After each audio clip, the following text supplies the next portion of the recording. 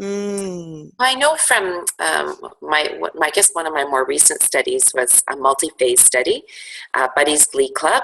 So that involved older adults with cognitive impairment coming together in a weekly choral group, and we were assessing various dimensions of health.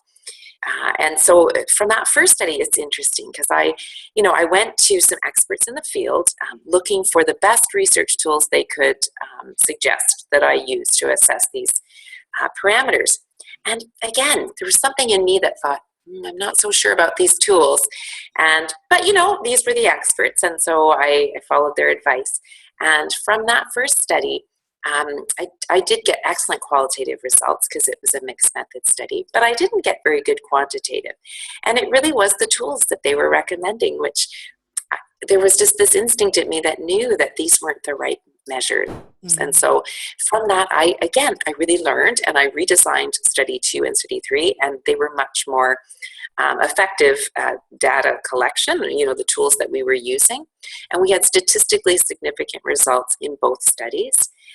Study phase 3, I think, was kind of innovative in that it combined persons living in long-term care with dementia, mostly moderate dementia, coming to the choral experience with a caregiver and singing in the study with them. So this was a really complicated study for me. I was the principal investigator, and looking back, it would have been nice to have a co-investigator or a team. So the study design was much more complex than I'd ever done, but that gave us so much data. We had weekly assessments where there was pre and post tests for both the older adults and for the caregivers. And then there was midterm tests that were done by the caregivers. There were interviews, so that produced qualitative data. And then I was going to be all like tech friendly, and we recorded all of the sessions on 2 cameras, and then we cut all of that video into various segments and randomized it. So randomized the session, what part of the session was from, and we sent them out to 2 RAs, volunteers that I trained, former students, to analyze what they were seeing and to also rank. So that gave it this extra level of credibility because it was not only me interpreting it or me triangulating it with other researchers, because I've done that too for reliability and credibility. But now we have this extra layer, and I think while it was really complicated, it makes it much more reliable. And I think that's how we elevate the level of qualitative research, or how it continues to grow, is that we are really pushing back and demonstrating that it's rigorous, just as rigorous as quantitative can be. And I can hear all of the effort that goes into doing that, because once you take away the ease of the tools that you used in the first phase, where it really is laid out and it's easy enough to generate a hypothesis, you're still discovering, but then you're also adding in an objective layer in order to speak to the people who really appreciate hearing that it's not just one person's opinion.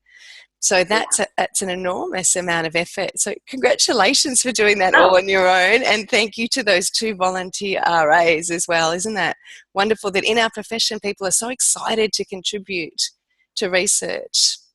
I am so lucky. I don't know what it is, but I've taught in a few universities, and I keep in touch with my students, and I love teaching as well. I love being a researcher, and I love teaching. And so they often come to me, if they're, especially the undergrads, when they finish and maybe they're working for a year or finish their internship, and they actually ask for, wanting to help me out in research studies. And so I have been fortunate to have some really good students that have volunteered to help with data collection. But I think they also learn about the process, and I'm hoping it's a win-win. It's definitely a win for me. Of course, there's mutual benefit there.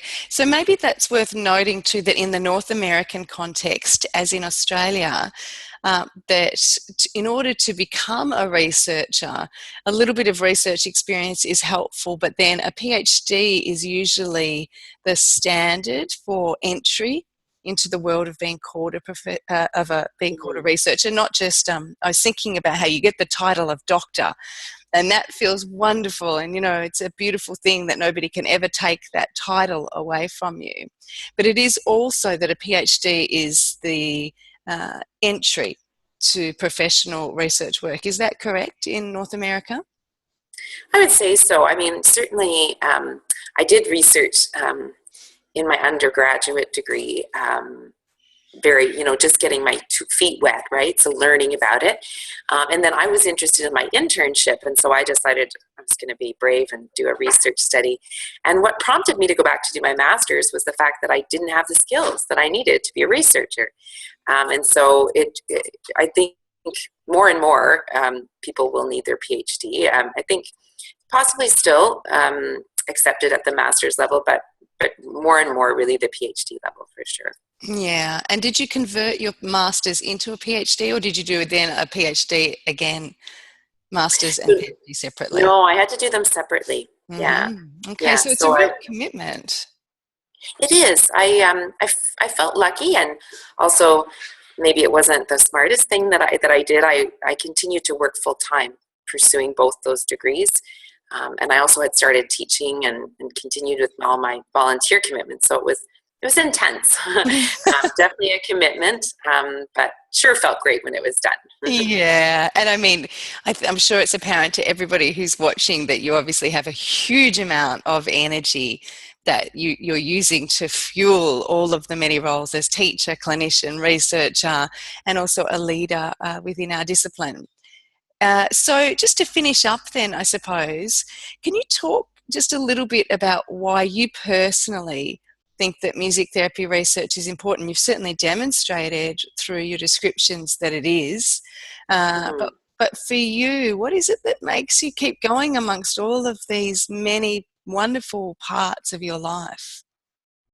I guess, it's very important that we do research, right? This is how our field is going to advance and become more accepted. It is kind of, I guess I'm lucky as the president of the World Federation that I get to see new countries who are just, up and coming, trying to get music therapy started. And I see the struggle. And I also see how music therapy has changed in Canada since I began my undergraduate degree, and the need for research, right? That we are evidence-based, that there is efficacy in what we're doing. One of the, interesting things is that around the world, there still is a misconception about what music therapy is. Yeah. And I feel that we really strongly need to demonstrate that, at least I believe that music exists on a continuum, and that there are benefits to all of the music experiences, but they're not all music therapy. Mm-hmm. And so I do think it's important for us to do clinical music therapy research, to do music medicine research, to differentiate how, what happens in this and what happens here, as well as music recreational research, community music research. I just think it elevates our profession that much more, gives it more credibility. Certainly in different parts of the world, it's more advanced, right? It's more accepted. Still, in Canada, we're still not a government-funded, allied healthcare profession. So a lot of our work comes from private donation if we're at a hospital. And in this day and age, I would think that we should be core, right? And so I think research is one of the ways that we can try to get our foot, even that much farther in the door. It's March when you're interviewing me today, and it's a Music Therapy Awareness Month in Canada. Yay! Hey. And something that I thought was pretty cool after all these years is that the government finally put music therapy on the calendar of disciplines, and their months, right? So March is also Nutrition Month here, but finally music therapy made the list. And I think it's because of things like research, doing PR, getting our research out there. And again, like I said earlier, it's pretty cool that we have music. And so a lot of times our research, if we are lucky enough to get interviewed or to have our research shared, it's cool research, right? Because we're doing something that, really stirs people's emotions. So it's just really important that we do research. And also, if you're not a researcher, and not everybody has to be, we need good clinicians. you need to be reading the research, because that's how you become a better clinician. And I do think, which is really exciting, that our music therapy community also has some excellent ranges of journals. And so, you know, you can get published in a music therapy journal that is a little bit more focused on clinical studies, or, you know, maybe randomized control trials, whereas there are also journals in our discipline that focus more on what's the take-home message for the clinician.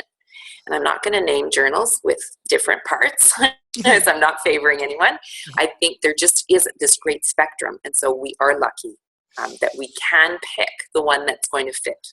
And people in our profession can also pick the journal that maybe is a little bit more accessible to them, that's meeting their needs at the time. So I encourage you to research, but also to read the research that's out there, and to attend conferences when you're able. You know, we're so lucky again in this day and age that there's online opportunities to also be learning about others' research. Yeah, just like this one. And really, it's been wonderful to hear about your work, Amy. I think that that does flesh out, you know, I certainly have read your articles over time, but for the listener as well to know that you're not only a super clinician and a super leader, but to hear the depth of understanding that you have, not just of your research, but how it's located in the context of North America and internationally, and how it's located on this music, health, wellbeing continuum in relation in your field to music medicine and also in the community. So thank you for sharing this breadth of understanding with us. And I hope that everybody goes and reads your journal articles. And for those people that are listening, you know, sometimes you can find work by just going into something like Google Scholar and searching for Amy's name, for example. And then there's also websites such as ResearchGate, where people might have copies of articles available for those of you who don't have access to libraries through your university institutions. Or I'm sure Amy would be happy to respond if you found an article of hers that you'd love to read but you can't access. Please don't feel intimidated to just shoot her an email, and as soon as she can, I'm sure that she will get it back to you, because it's great when people read what you've done. Yes, it actually is really great when people read what you've done. They know that you did it for a purpose. And I'm actually very good with email. So if there is an article that you don't have access to and I can share it with you, I'd be happy to do that. And I feel really honored to have been interviewed by you. My goodness, you're really a leader in our field as well, have written such wonderful articles and really contributed to our understanding and the growth of music therapy, especially in your part of the world, but internationally. And it's also wonderful that you do this great service work in helping prepare resources such as this. So thank you very much.